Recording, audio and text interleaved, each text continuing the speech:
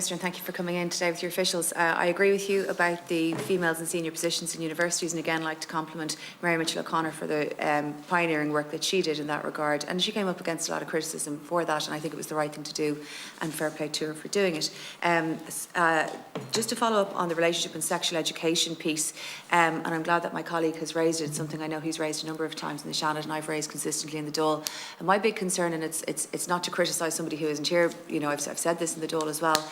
My concern is that the junior cycle programme is being advanced, and we're going to see content, and we're going to see that being rolled out next year. But what's not happening is that the senior cycle or the primary cycle content is being developed, as far as I'm aware. I'm being told that after the junior cycle work is done, that they will then begin that work. I don't understand why it needs to be done consecutively and not contemporaneously. It's a similar body of work, albeit adapted for age-appropriate content. But, you know, I just take this additional opportunity to speak to you as a member of Cabinet to try to understand better. I know you can't answer it directly, but just to understand better why a body of work like that, which has such similar read across the different age groups, can't be done contemporaneously. Because, as you say, it needs to start at the age of 5 in school. And I agree with you about your position about the overall parental choice, perhaps except on this issue where every child is entitled to the same fact-based education as every other child, and that's a societal imperative. But you know, your department also has a role in this in relation to the higher education and teacher training, and the teacher training colleges and the curriculums within that. And I suppose my question is in relation to that, in anticipation of this being delivered to children from the age of 5, it's obviously going to have to form part of the education programme for new teachers. What engagement, if any, has begun in relation to that in anticipation of that work to be completed at some time by the Department of Education? Then I have a question in relation to, we've spoken before about the mandatory consent classes following the sexual harassment survey which you published. And again, just to reiterate the extraordinary responses from that, 34.2% female students I mean, it's an extraordinary reporting experiencing non-consensual vaginal penetration. It's an extraordinary statistic. And then I think back and I think about all of the experiences actually of women in college, and I go, actually, is it? Is it that surprising? Because it's certainly not surprising to me or to my female friends or to female colleagues. So I'm not sure that it is. But again, what is the engagement since then with the universities on mandatory consent classes, if any? And maybe I'll just take that, and if I have time for another question, great. Thanks, Minister. In the interest of not using up Deputy Carl McNeill's time, just to acknowledge your own consistent advocacy in relation to fact-based, evidence-based sex education schools. I agree with you entirely on it. I will take back that view to wider government in terms of how these things can be done contemporaneously rather than sequentially, and I think there's a logic in what you say there. Obviously, the Minister of Education will be able to articulate more accurately her department's position in relation to this. But the programme for government commitment in relation to this is clear, and that's what we are all charged with delivering on. On the teacher training piece, which actually does reside with the Department of Education, I will get the Deputy and the committee a note in relation to that. On mandatory consent classes, this is going very well. And again, I just want to get you a factual note, but from what I can see, all of our colleges are now providing consent classes as a core component of the general induction. So I use the phrase mandatory consent. What I mean by that is that it's not something that's over there on a Wednesday night. It's actually something that just becomes part of what a student is inducted to when they're providing college. The uptake levels have been extraordinarily high.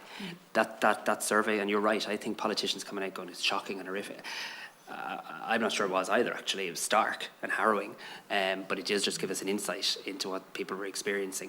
But the positive from that survey was that both staff and students showing a willingness and a desire to access training, and also the impact, and Professor Pádraig McNeill speaks very well of this in the Active Consent Programme in NUI Galway, the very different approach somebody who's been through that training has to sexual harassment, violence, what it is, what consent is, what healthy attitudes is quite transformational as well. So it might be useful if I could get the committee, college by college, just a breakdown on uptake levels and progress, because we have that information. That would be really helpful. That would be great. Really Thank helpful. You. Yeah, I wasn't aware we had that level of information. Yeah, really a really good national picture of that.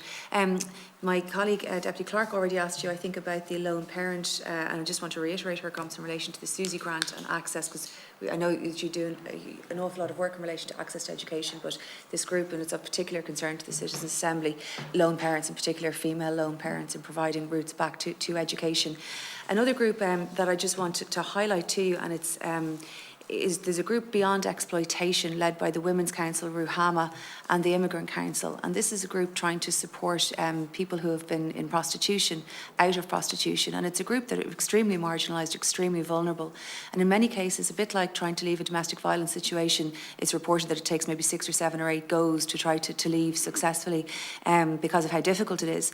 They're finding similar experiences with people trying to leave prostitution and coercion and exploitation, which is what they're experiencing. And one of the challenges that they're trying to have, a bit like when you look at the Peter McVerry Trust and Housing First and providing the most immediate need and the wraparound services around that, it's not a million miles away from that in terms of the wraparound services that are needed. Housing, access to work, education, when you look at the different things that might draw somebody back into that sort of coercive arrangement, a lot of the challenges can be similar. And what is of particular importance is access to work, access to education, access to support, access to training. And if I could just put that campaign on your agenda and on your register, because there are models across Europe where we see people who have been in the sex trade, exploited in the sex trade, supported out of that in a constructive and structured way with wraparound supports. And just to put that on your radar at an early stage. Thanks, Deputy. Thank you. Just to, on the lone parents, just to fully agree with Deputy Carol McNeill on the need to do more in this space. As I said to Deputy Clark, objectively I think we've made progress, but that's not to suggest the journey is complete, it's not. I do believe that the reforms we intend to introduce around SUSI, the student grant system, in terms of removing what are sometimes poverty traps may or may not be the right phrase, but where people kind of are trying to get into education and feel they're being met with a hurdle here or a hurdle there. So there will be a real focus on this as part of the overhaul of the student support grant scheme. I think that'll help. There will also be the new National Access Plan published in June, of which lone parents are a target group in terms of improving access. So we'll be very happy to engage further on that. Thank you for putting the group Beyond Exploitation on my radar, and I'd be very happy to take a meeting with you with that group. I'm not overly familiar with the details, I won't profess to be, but certainly very eager and believe that education is such an empowering tool for people. I'm very happy to see how my department can help support that group. Thank you.